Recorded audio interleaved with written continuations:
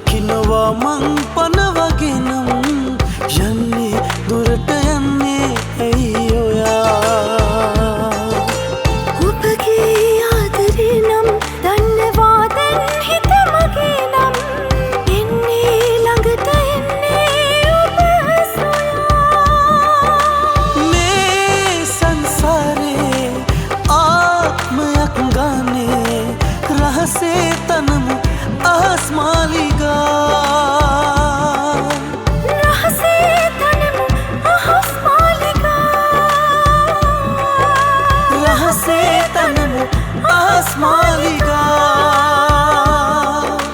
හේ හේ ලා ලා ලා හේ අහස් මාලිගා සංදේශ ගැන තිබුණු විශ්වාසය පළුදු වූ බව අහිංසා තේජාන්ට දැනුම් දෙනවා. ගෙදර යන ගමන් අහම්බෙන් ඩිලන්ව දකින රවි ඩිලන්ගේ තාත්තාගේ සැබෑ මිනීමරුවා ඇලෙක්ස් බව ඩිලන්ට පහදා දෙනවා. අවසානයේදී අහිංසව මුණ ගැහෙන්න සුරාජ් එනවා. ඉතින් එහිදී කුමක් සිදුවේවිද? අද එතැන් සිට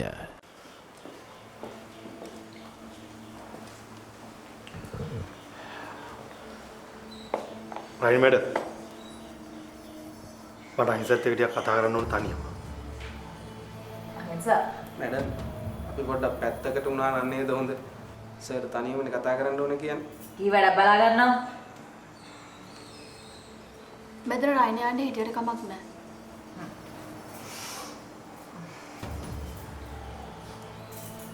මට දුව එක තනියෙන් කතා කරන්න ඕන. මේ හදිසිය සුරාජ් දුවෙක් මතක් කරා දෙන්නේ.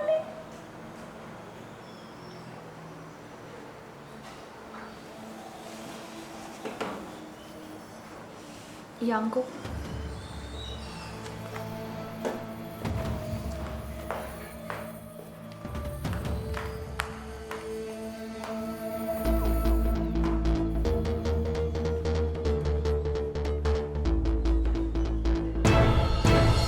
ඩිලන්ගේ තාත්තා ගොඩාක් අහිංසක මිනිහෙක්. මිනිහා ලංකාවට ආවේ මාව බලන්න. අන්තිමට මිනිහා යාළුවාගේ ජීවිතේ බේරලා යන්න ගියා.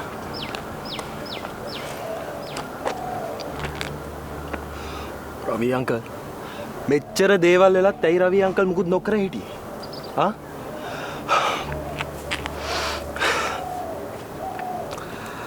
මං කොහොමද මේ රවි අංකල් කියන දේවල් විශ්වාස කරන්නේ?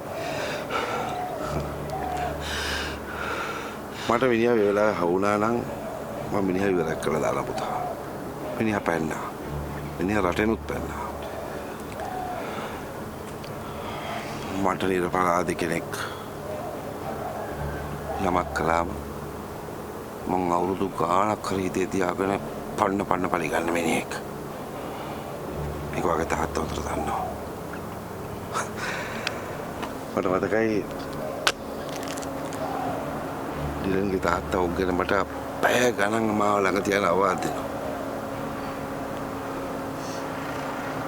මං සමහර කරපු වැරදි වැඩ ඒවෙන් අයින් වෙන්නේ කොහොමද? ඒවැ ප්‍රතිවිපාක මොනවද?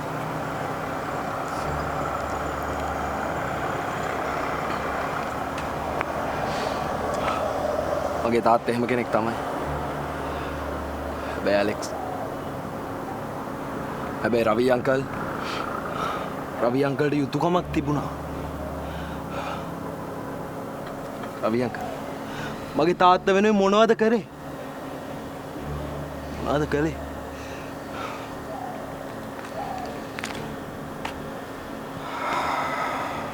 මට මුකුත් කරන්න බැරි වෙච්ච හේතුව තමයි මගේ පුතා තේජා. එයා නිසා මට සිද්ධ වුණා අඩියක් පස්සට ගන්න ඩිලන්. හැබැයි කියන මං අදට පසුතැවෙනවා.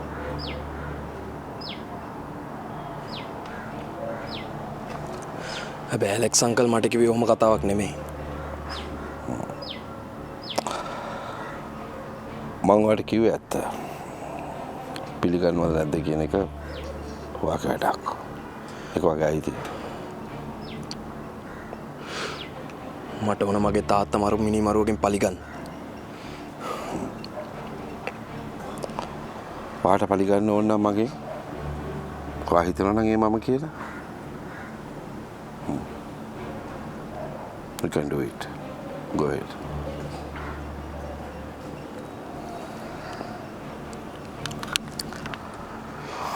බලන්න මගේ ඇස් දෙක දිහා ඔයාට වගේ තාත්තා පෙනේ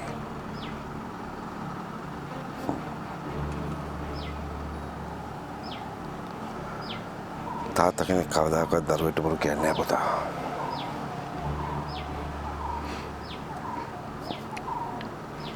මම පෞද්ගලිකව කැමති නෑ වාතේ ලේගා ගන්නවට. You have long way to go. But තාත්තා මරුව ඇලෙක්ස්.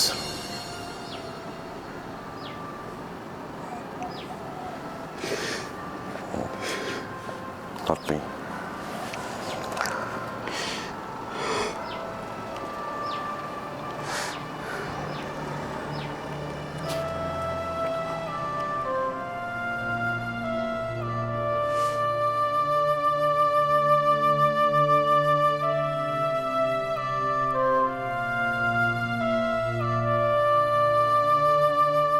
වීවා එකතුණු උකුතේ එකක රස උපරිමයි.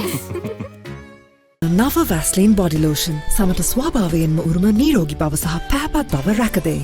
අහසේ තනමු අහස් මාලිකා. එදා ඔයා මගේ ළඟට ඇවිල්ලා කිව්වම ඔයා මගේ දුව කියලා. මම ඒක විශ්වාස කළේ නෑ. ඒකේදා විශ්වාස නොකරන්න හේතුවක් තිබුණා. ඒක දැන් විශ්වාස කරන්න තියෙන හේතුව මොකද්ද?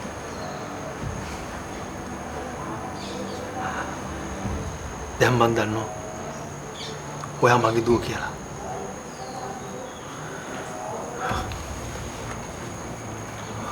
දුව. ඔයා මගේම දුව. උංගුවගේ තාත්තා.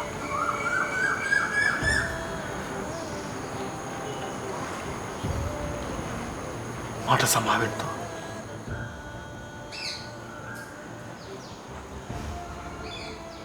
ඒ දවස්වල මගේ හිතේ ලොකු ආසාවක් තිබ්බා.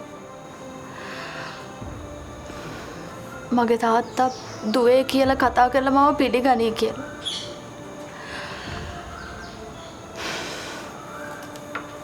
ඒත් එහෙම ආසාවක් දැන් මගේ හිතේ නැහැ.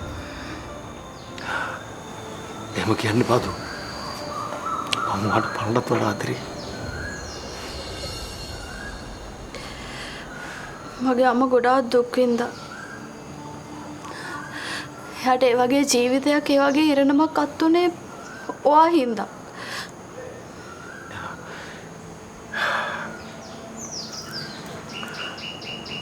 දැන් ඉගෙන කතා කරලා වැඩක් නැහැ. හැබැයි ඔයා දන්නේ මේ කතාවේ පොඩ්ඩයි. මං හිතන්නේ අපිට තවත් කතා කරන්න දෙයක් නැහැ. එහෙම කියන්න බෑ.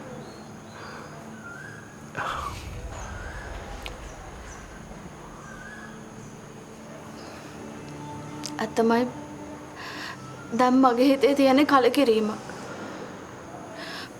තාත්තෙට එයාගේ දුව එක වචනයක් කතා කරද්දී ඒක දැනෙන්න ඕනේ. ඒකට නේද ලේ බැඳීම කියලා කියන්නේ. අහිංසා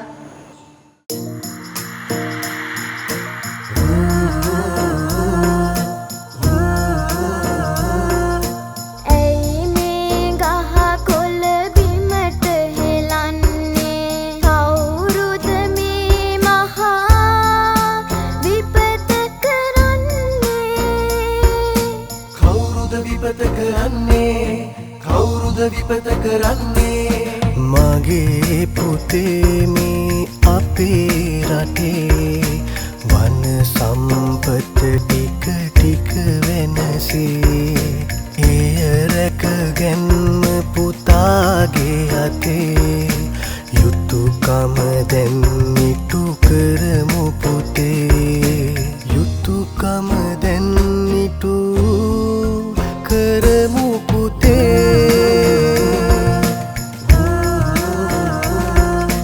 මේ පොඩි පැලය ගසක් වනදා අප ජීවත් වේදු මන්දා මගේ පුතේ අපි එහෙම සිතා හිටියොත් පොළොවට ණයයි සදා හිටියොත් මහ පොළොවට ණයයි සදා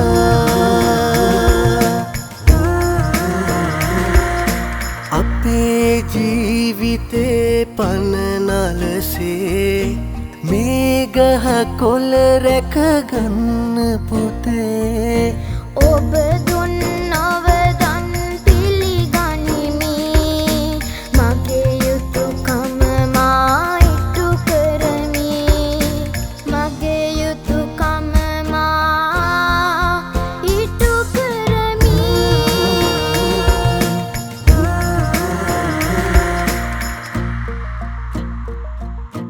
ඇයි මේ ගහ කොළ බිමට හෙලන්නේ කවුරුද මේ මහා විපත කරන්නේ කවුරුද විපත කරන්නේ කවුරුද විපත කරන්නේ මගේ පුතේ මේ අපේ රටේ වන සම්පත ටික ටික වෙනසේ එය රැකගන්න පුතාගේ අතේ යුතුයකම දැන් ඉටු කරමු පුතේ යුතුයකම දැන් ඉටු කරමු පුතේ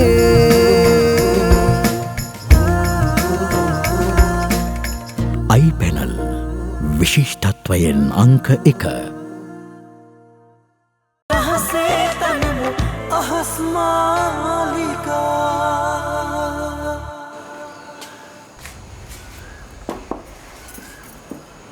අහිංසට මේ ගෙදර කිසි අඩුපාඩුවක් නෑ සුරාජ්.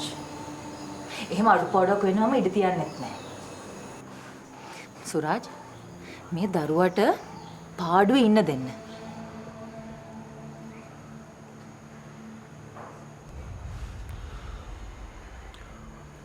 ඇත්ත මොකක්ද කියලා මම හැමදේම දැන් දන්නවා. ඇත්ත මොකක් වුණත් ඒ ඇත්තෙන් මේ දරුවගේ ජීවිතේ විනාශ වෙනවා නම් එකකින් වැඩක් තියනවද? අනික මේ දරුවගේ අම්මට වෙච්ච දෙයට සම්පූර්ණයෙන්ම වග කියන්න ඕනේ ඔයා සුරාජ්. දැන් මේ ළමයාවත් ඒ ළමයාගේ අම්මගේ මිනි වලට ඇදලා දාන්න හදනවා. මේ ළමයාට දැන් ලස්සන ජීවිතයක් තියෙනවා. ඒක පාඩුවේ ඉන්න දෙනවා. මේ දරුවෝ ගෙට යන්න.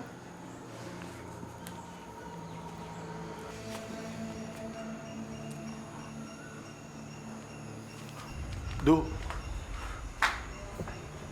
මෙච්චර කාලයක් පාඩු පැත්තකටලා හිටියානේ. දිගටම ඒ විදිහටම ඉන්නවා. අහිංසා තමුසට කවදාකවත් සමාව දෙන්නේ නැහැ. හැමදේම විසඳලා තියෙන වෙලාවේ නිකරුණේ දැන් ඇවිත් අවුල් කරන්න එපා.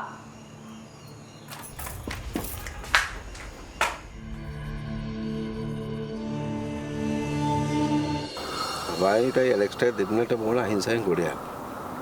ඔන්න ඕක නතර කරන්න පුළුවන් නම් ඇලෙක්ස්ගෙන් පරිගන්න හොඳම ක්‍රමය ඒක තමයි.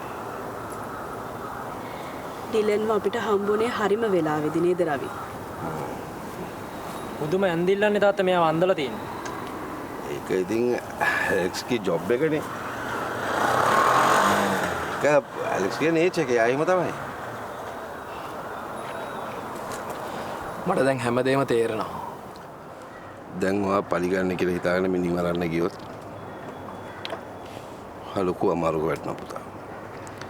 අනික ඒ වගේ තාත්තා ජීවිතුන් අතර හිටියනවට කවදාකවත් ඒ දෙක කරන්න ඉඩ දෙන්නේ නැහැ. තාත්තා නැති නිසා මට දැන් රෙස්පොන්සිබිලිටි එකක් තියෙනවා. වට හරි දෙයක් කියලා දෙන්න. ඔයා නාස්ති වෙන්න එපා පුතා. මොකද ඔයා නාස්ති වුණොත් ඒක රවි අංකල්ටත් ෂොක් එකක් වෙයි.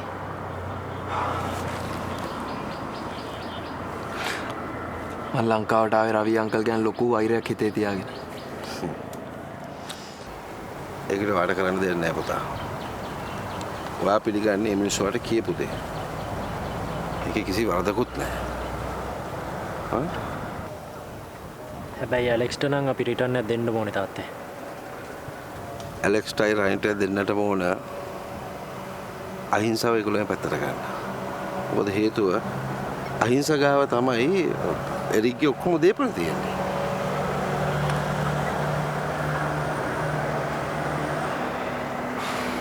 මම ලංකාවට ආවේ අහිංසාව මැරි කරන්න නෙමෙයි. මගේ තාත්තගේ මිනිමරුව හොයාගෙන.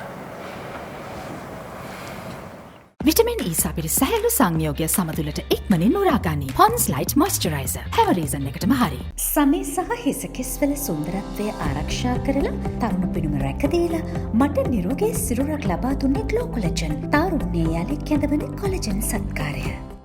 අහසේ තනමු අහස් මාලිකා. තේජා. සෝරි. මොකද මචං සෝරි කියන්නේ? ඩිලන් මට වැරද්දක් කළා නෑනේ. අන්තිම මොහොතේ හරි ඇත්ත මට පෙන්වලා දුන්නේ මගේ තාත්තා කියලා මං හිතනවා. රවි අංකල් කියපු හැම වචනයක්ම ඇත්ත ඩිලන්. දැන් මම මොකද්ද කරන්න ඕන රවි අංකල්?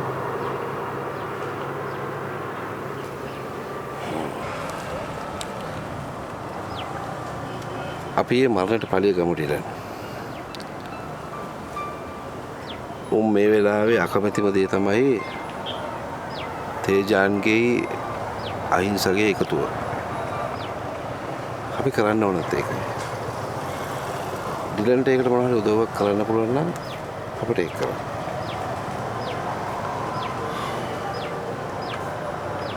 මම ඒකට උදව් කරන්න අංකල්.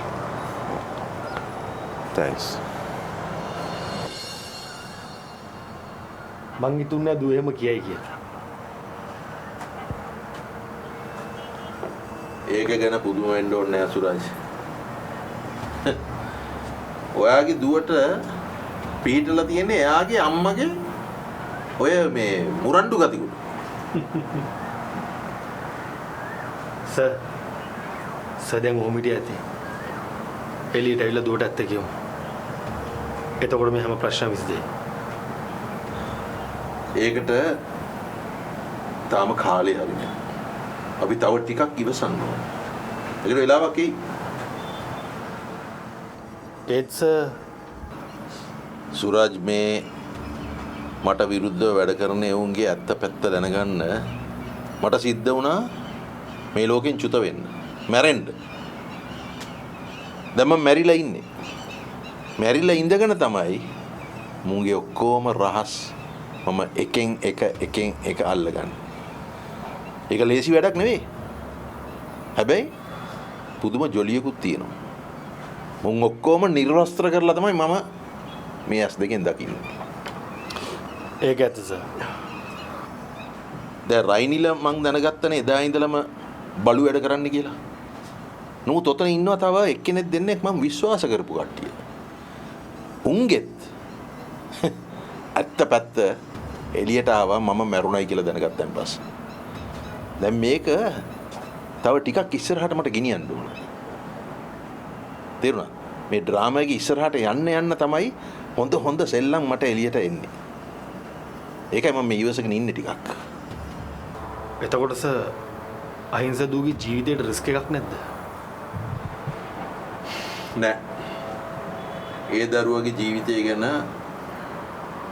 කිසිසේත්ම බය වෙන්න ඕනේ නෑ. මොකද දන්නවද? අරුන් ඔක්කොම මම ලියපු අන්තිම කැමති පත්‍රයේ ඒක හොඳට ලනුව කාලා ඉන්නේ. ඒ හින්දා උන් කිසි දෙයක් කරන්නේ නෑ. උන්ට තේරෙන්නේ නැති දේ තමයි එරික් කුරුකුරු සූරිය කියන්නේ කොයිතරම් අණ්ඩපාලෙද්ද කියලා.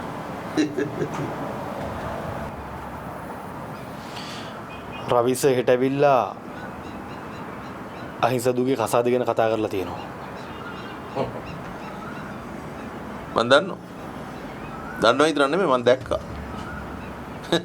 ඔෆිස් එකේ ගෙදරයි වෙන සියලුම දේවල් මේ ගෙදර ටීවී ස්ක්‍රීන් දෙක තුනකින් මට පේනවා. හැම දෙයක්ම මම දන්නවා. එතකොට මොකක්ද සර්ගේ ප්ලෑන් එක? අද ලෝකෙ මිනිස්සු ජීවත් වෙන්නේ තමන්ගේ සිහින බලාපොරොත්තු පොදි බැඳගෙන. තවත් කොට්ටාසයක් ජීවත් වෙනවා ඔය සිහින පොදි බැඳගෙන ජීවත් වෙන මිනිස්සුන්ගේ ජීවිත අපායක් කරන මිනිස්සු. දැන් අපි අතරේ ඉන්නේ. අපේ කතාවට සම්බන්ධයි. අන්න ඒ වගේ උන්ගේ ජීවිත අපායක් කරන එක තමයි මගේ පරමාර්ථය දැන්. වර්ධ තේරුණාද? මට තේරෙනවා සර්. මේ පාර ඔක්කොම අපායටම යනකම් මම වැඩක් සෙට් කරනවා. කෙලවර වෙන්නේ අපායෙන්. ආයි මනුස්ස ජීවිතයකට ආයි පය තියන්න හම්බ වෙන්නේ නැහැ.